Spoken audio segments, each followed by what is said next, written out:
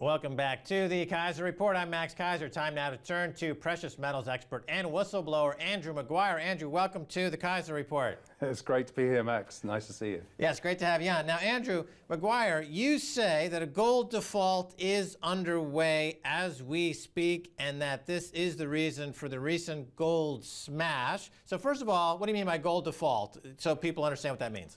Okay, so basically what I'm saying is that if you are a holder of bullion and you think you own that bullion and you just happen to turn up and ask for that bullion and you're told, I'm sorry, we don't have that bullion, so will you take cash instead? In fact, you're going to take cash instead. Well, technically that's a default. Now, you know, under the unallocated LBMA system, technically, if you read through the small print, yeah, you can be settled for cash. However, that's not what most people think. Okay, the LBMA, people have seen you and others, part of the recent lawsuit that's been waged against banks for manipulating the price of silver. And what came out was that the LBMA is leveraged 100-to-1 in some cases on their precious metal positions. So here's an exchange that is even more leveraged than Enron was at the height of its before it collapsed, before WorldCom collapsed. Here's 100-to-1 leverage. So every dollar of physical, they've got 100 of paper. And so when people go to take delivery of that gold and silver, they're said, no, we have to get paper instead, number one. Number two, there's a real threat that it could cause a run on the exchange, and now this leads to the recent smash because people were demanding their precious metal, and then this leads to the recent smash. Talk about it. Yeah, that's exactly right.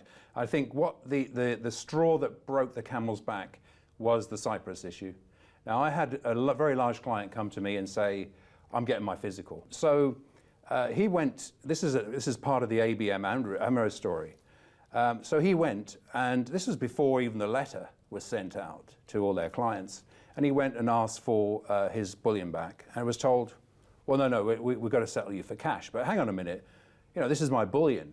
Now, you know, reading the small print, you don't actually have a numbered bar, but you actually believe when you go and apply for a bullion account with a bullion bank that's part of the LBMA system, you are told, here, you've got two choices. It's much cheaper to go this route.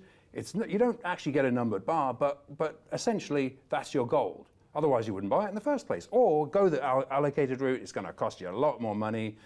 You get a numbered bar, but you know, why incur the cost? All right, so people are not able to take delivery of their gold. I was just reading Jim Sinclair was talking about a client or a friend of his who was having the same problem in Switzerland. So in Switzerland, they went to get his gold, and they're saying, wait a minute, there's no gold here. We're going to settle for paper. Now, let's talk about the paper gold market for a second, because there's a big paper gold vehicle, GLD. It trades on the stock exchange, but that's not real gold, is it? It's really paper gold. And there was, as part of these maneuvers to smash the price, of course, you have the futures market that gets smashed with naked short sales in a lot of cases, but these ETFs are also smashed. But when you buy an ETF like GLD, you're not buying physical gold, are you? Well, no, you're ending up with shares and a claim on gold. That's what look, essentially, there's only two things. You either got something in your hand you can clunk, or it's paper. I don't trust the latter. And obviously, when we saw this recent short smash, you notice that Goldman Sachs, when they came out and issued the sell short note, which was just before the federal intervention came in, they started by shorting GLD. Very interesting, because you get a lot of leverage that way. Forces, obviously, the redemptions force the bullion to be purchased. But it also, if you think about it, none of this bullion in all of this smash, not 1 ounce of that bullion has turned up. There is no physical for sale.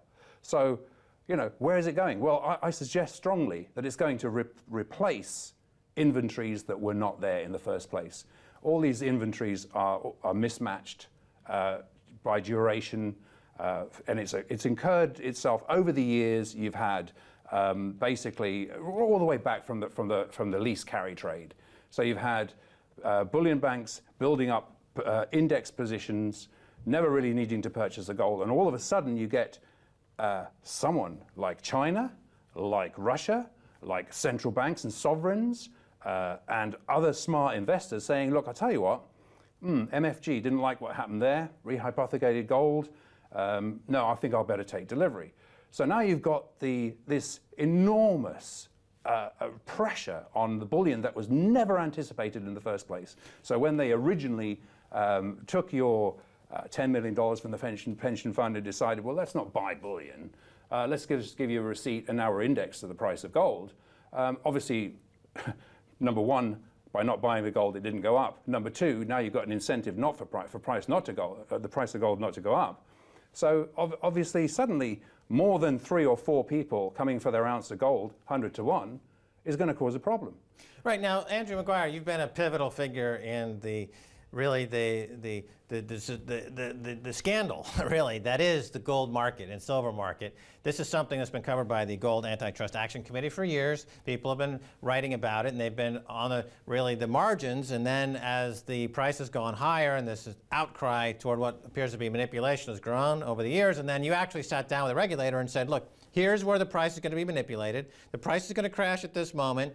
This is, and you basically explained a manipulation before it was going to be manipulated. It did exactly what you said it was going to do. The regulator looked at that and they said, wow, that's interesting, let's investigate.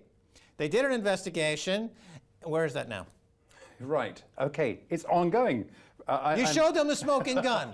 You yes, showed them the manipulation. You said, know. here's where it's going to happen. There's a great video out there. You said, it's going to crash right here because they're manipulating it right at this price. You showed them the smoking gun, the evidence. So what happened? Yeah, exactly. Well, we're still ongoing.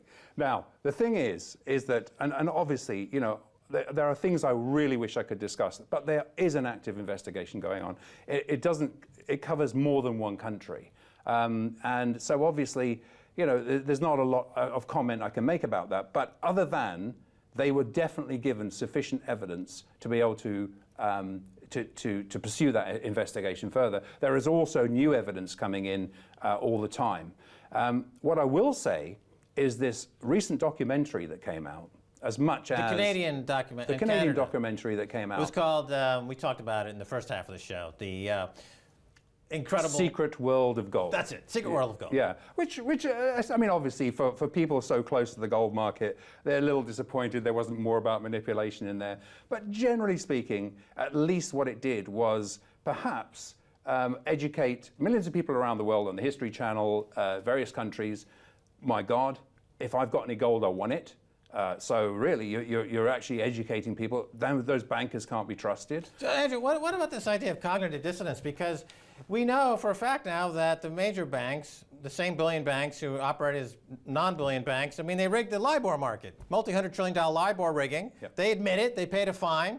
They showed that, yes, we do it.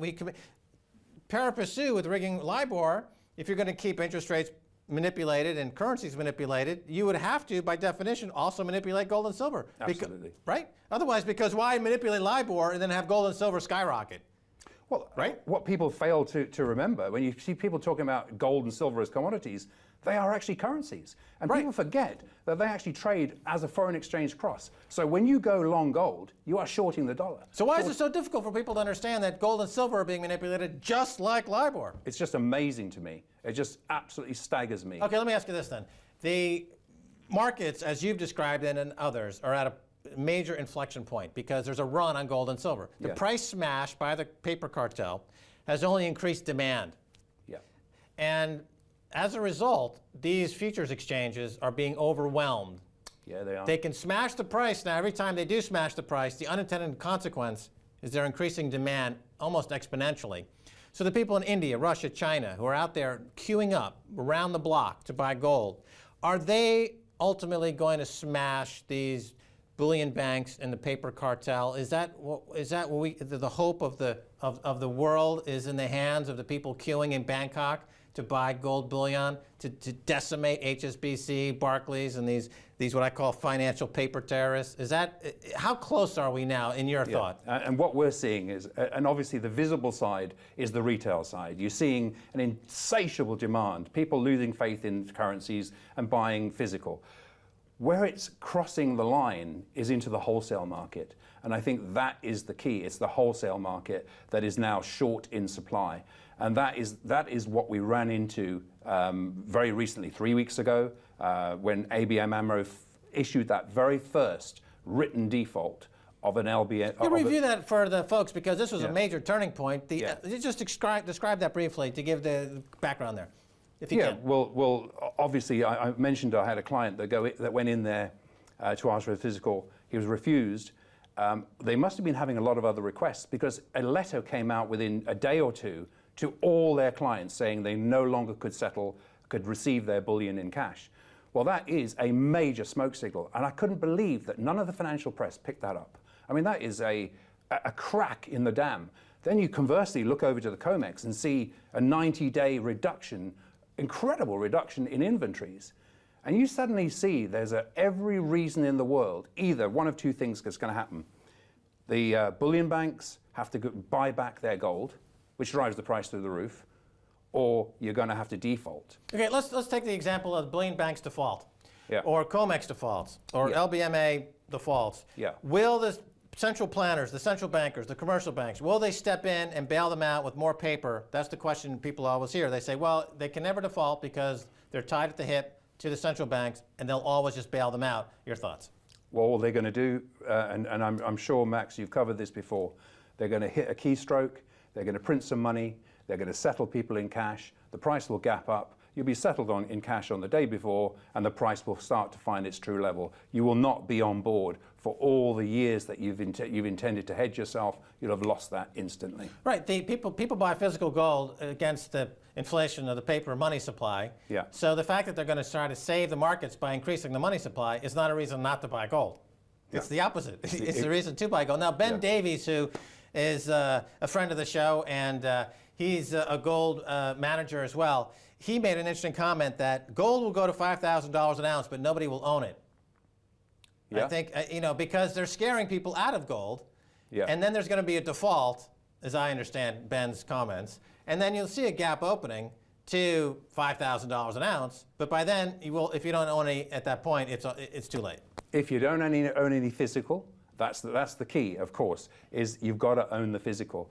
Anyone who's margined, to be honest, I really have no sympathy for people who over-margin themselves. If you're a margined, you better hedge yourself. But the point is that, yes, he's right. Of course, gold is going to find its true level. We don't even know what that is. It's been suppressed for so many years. But certainly one thing for sure, you've got China, Russia, as you mentioned, these other countries, now looking to back their own currencies with a reserve of gold. So that makes their currencies, and I think the IMF issued a statement that within 3 to 5 years, China is going to be the world's reserve currency. Andrew Maguire, we're out of time. Thanks so much for being on the Kaiser Report. It's great to be here, Max.